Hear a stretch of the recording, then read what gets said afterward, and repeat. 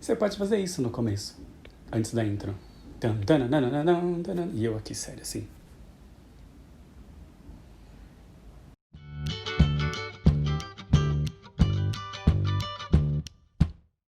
Oiê, bem-vindos a mais um Giro de Notícias, que não é mais um porque é Giro de Notícias só, porque eu tô inaugurando aqui o Giro de Notícias, entendeu? Que na verdade era óbvio, né, meu? Giro de Notícias, tava pra sair, né? Mas enfim, em que eu vou abordar um pouco desses assuntos que estão rondando aí semanas... Semana? Não é semana. Bom, que eu vou rondar aí alguns assuntos, algumas notícias que estão rolando por aí, que a gente vai pensar um pouco sobre tudo isso, não é mesmo? Então, começando pelo mais óbvio aí, né? Tinha uma frase aí que estava na boca do povo, que era: bom, eu espero que vocês comam muito café com bolo, senão vocês vão cavar as suas covas. KKK. Então a gente tenta fazer uma palhaçadinha, né? Brincadeirinhas à parte, né? A gente teve a vitória do Covas aí em São Paulo, e outras importantes entre esquerda e direita, coisas que estavam aí pra sair. A Manuela Dávila perdeu também, pra quem que é o nome dele mesmo? Para o Sebastião Melo em Porto Alegre, e o Sarto vence o Capitão Wagner ali em Fortaleza. Então, na verdade, desses embates de esquerda e direita que o povo tava querendo saber o que ia acontecer, em Fortaleza a esquerda ganha, em Porto Alegre, em São Paulo, a direita ganha. E isso é muito emblemático pra gente perceber o que tá acontecendo na política do país, também pra já entender o que vai acontecer nas eleições de 2022. Mas em relação a São Paulo, eu queria só trazer uma coisa, porque eu ouvi muito essa questão de então vamos esperar que o Covas faça um governo diferente agora, que ele vai ficar 4 anos do que 2 e blá, blá, blá, blá, blá, blá, blá. E na verdade, eu queria corrigir essa frase, porque não é vamos esperar que ele faça um governo, não, é vamos reivindicar que ele faça um governo diferente, né? Porque se a gente tá numa democracia, a gente precisa lutar pelas nossas causas, pelas nossas questões. Então, por exemplo, teve muita gente que elogiou o fato do Boulos querer trazer a discussão para as camadas, fazer mais discussões com o povo, fazer com que tenha formas do povo votar em algumas coisas online e tudo mais. Então, se essa é uma plataforma ótima e o Boulos não ganhou, a gente poderia muito bem pegar isso, que todo mundo concorda que é um ponto interessante, e reivindicar para o Covas fazer também. A verdadeira política não é só pelos políticos, mas é o que o povo pede para os políticos. Mas enfim, voltando para 2022, é muito interessante o fato de o Boulos e a Manuela, que foram lideranças que surgiram e se emanciparam e nananã, sabe? E cresceram e tudo mais. Perderam, 2022 tá aí e a Manuela já foi vice em algum outro momento. O que será que vai acontecer aí com esse pessoal para a disputa de 2022, né? Porque até agora o que a gente tem é Bolsonaro, e nem vale a pena comentar. A gente tem Luciano Huck aí para confirmar que ele vai entrar como uma pessoa de meio centro-direita ali, que é bastante provável, inclusive, que seja forte, uma vez que ele tem uma carinha com o povo e não sei o que e tal, representa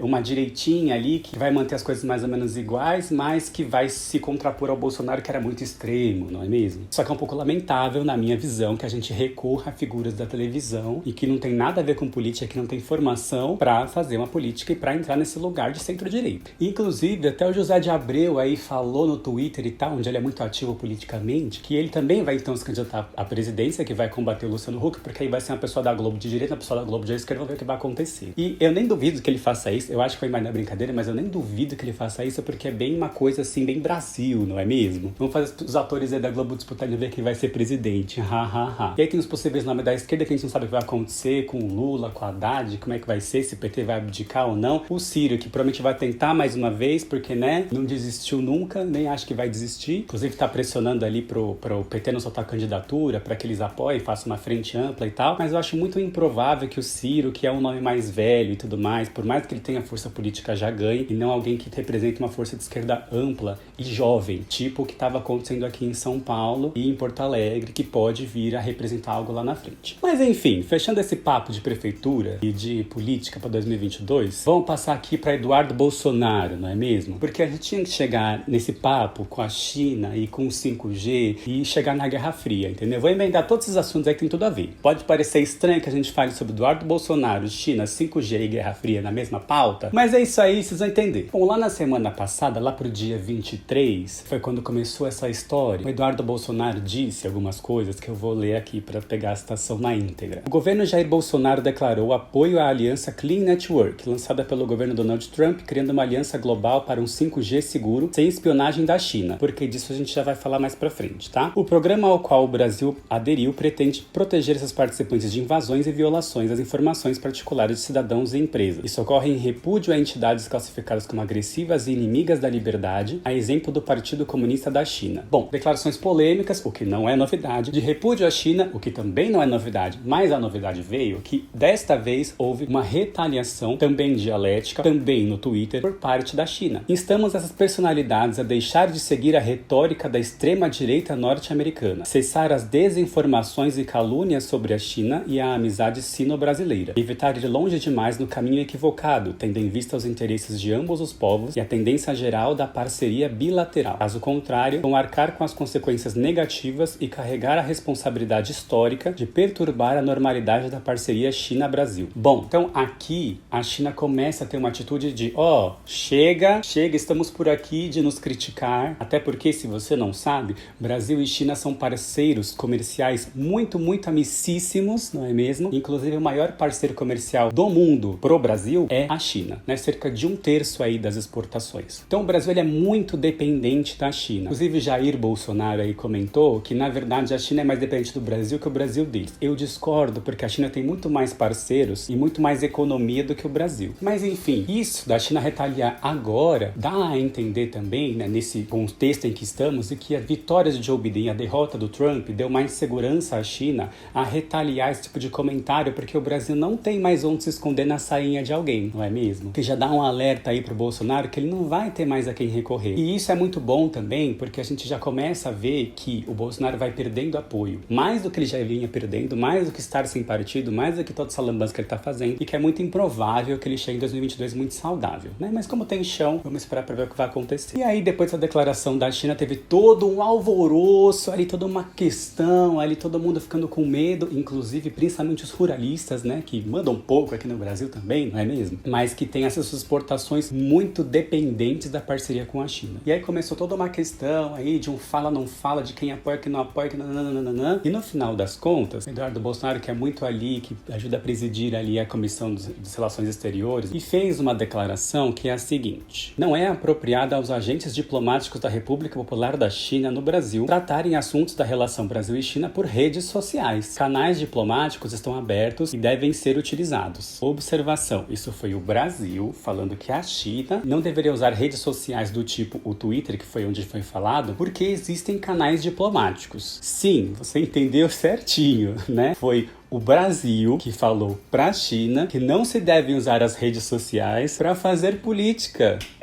Ai, que loucura, não é mesmo, gente? Inclusive, quem começou essa discussão toda pelo Twitter fazendo acusações políticas foi o Eduardo Bolsonaro, não é mesmo? Então foi de uma hipocrisia gigantesca aí, e isso foi enviado por canais diplomáticos. Então trazendo para o canal diplomático uma discussão tosca, de níveis toscos, que começou a acontecer lá no Twitter. E aí o que acontece também é que começa a validar uma rivalidade e uma discussão tosca para canais e meios mais oficiais, significando que essa relação Brasil e China começa a sair de uma brincadeirinha e de discursos, né, que nunca foi uma brincadeira, mas que, né, tava no Twitter, e começa a vir pra cá. E quem fez isso acontecer foi o Brasil, que já torna essa parceria um pouco perigosa, né, e o Brasil tem muito a perder com isso. E, inclusive, a gente teve o Mourão, que recentemente apoiou, que não tem racismo no Brasil e tudo mais, tá cheio de declaração polêmica. E chegou e falou o quê? Bom, então, tá tudo certo, Itamaraty teve que fazer isso mesmo, porque o Bolsonaro, o Eduardo Bolsonaro tá coberto de razão, né, que não deve ser discutido por meio do Twitter, blá, blá, blá, blá, blá, blá, blá, querendo dizer, é isso mesmo, a posição é essa mesma, e aí a gente começa a ficar com muito medo dessa relação Brasil e China que pode acontecer. O agravante maior disso tudo aí é a questão do 5G, né? Por isso que a gente entra agora no 5G, como o Brasil está no centro, no meio de uma guerra fria, uma guerra política entre Estados Unidos e China. O 5G é uma tecnologia aí que vem revolucionar a maneira como a gente faz a sociedade, como a gente se comunica, como a gente organiza mesmo a estrutura da urbanização, atenção. E por quê? Né? Porque, primeiro, ele promete ser 10 a 20 vezes mais rápido do que o antecessor, não é mesmo? Que é uma revolução maior do que foi do 3G para o 4G. E também uma tecnologia mais precisa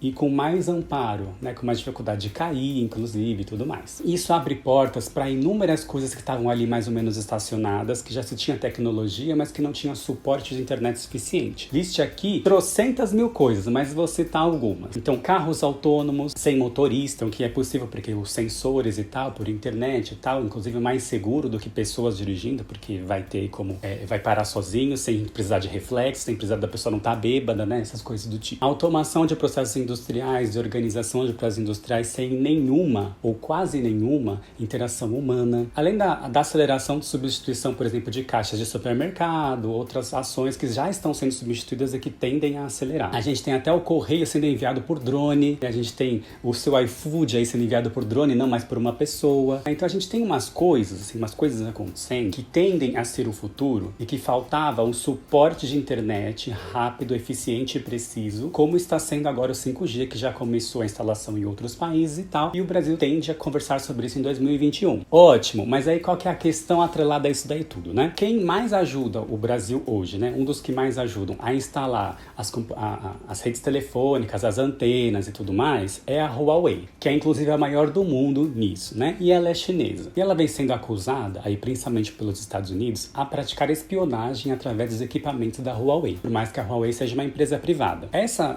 acusação tem certo fundamento, uma vez que desde 2017 a gente tem uma lei na China que obriga as empresas privadas que lá estão a mostrar dados e dar dados da empresa para o governo chinês, caso o governo entenda que isso é uma questão de preservar a soberania nacional. Então é possível sim que de repente o governo pegue ali para questões de espionagem, alguma coisa assim, algum tipo de dado. Esses dados eles têm como ser controlados, rastreados, só que isso acarreta muito mais em custo. Além do que, falando de internet, nunca é 100% garantido que você vai conseguir rastrear, privar, nada. Mas a gente tem que lembrar também que isso já acontece há muito tempo, né? Vamos lembrar de 2015, quando vazaram-se dados e que os Estados Unidos estava fazendo espionagem na Dilma e nos seus ministros. Isso foi meio que um escândalo internacional, não é mesmo? Então, os Estados Unidos já fazia isso antes, né, da espionagem e tal, não sei o quê. Só agora ele está acusando a China. Não sei se porque ele já faz e aí a China começa a fazer e ele não gosta, ou se a China começa a fazer mais do que os Estados Unidos, ou porque eles começam a entender que isso já começa um processo de guerra entre os dois. Não sei. Mas fato é que os Estados Unidos acusa, vários outros países começam a entrar na acusação junto, principalmente a Europa, né, que é amiguinha dos Estados Unidos já tem muito tempo. E de Guerra Fria real, né, em que a gente pensa, se a gente pensar em Guerra Fria lá com a União Soviética. E aí alguns países como os Estados Unidos, alguns países da Europa e Japão começam a realmente proibir a Huawei de entrar nos países, de fazer esse tipo de questão. Inclusive os Estados Unidos abriu um crédito aí num banco de 60 bilhões de dólares para poder emprestar para os países e querem proibir também a Huawei e outras empresas chinesas a atuar e a instalar 5G, porque assim ele emprestaria dinheiro para você poder fazer sem a ajuda dos chineses. Que é aquela velha questão de fazer transações, de começar a bloquear acordos e fazer coisas comerciais e transações e bloqueios e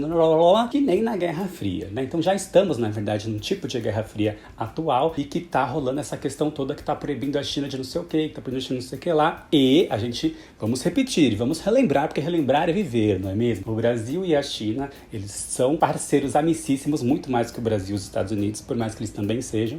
E a gente depende economicamente, né, da China, hoje. E aí, quando o Eduardo Bolsonaro começa a fazer esse tipo de declaração e a China começa a ficar brava aí com essa questão, o que tem a ver, né? A Huawei, por exemplo, já prometeu investir 800 milhões de dólares aí no Brasil para ajudar ali com as antenas, para ajudar com essa questão de implantação e tudo mais. E os Estados Unidos recentemente deu 1 bilhão de dólares para muitas coisas aí em relação ao governo. Uma delas é para tentar incentivar também essa questão da implantação sem a tecnologia chinesa. Então tá essa briga aí dos Estados Unidos com a China de quem que vai proibir, o que vai acontecer com o 5G no Brasil. Então, na verdade, essa disputa comercial que é gigantesca, né, entre os dois aqui no Brasil, faz com que o Brasil tenha que escolher com qual país ele vai estabelecer uma relação, né? Então tá meio sendo pressionado que o Brasil escolha, que não vai mais poder ficar muito amiguinho dos dois, porque tá rolando essa repressão aí, essa pressão para que o Brasil decida. Inclusive a China mostrou também, fez uma outra declaração, que confiaria que o Brasil fosse sensato,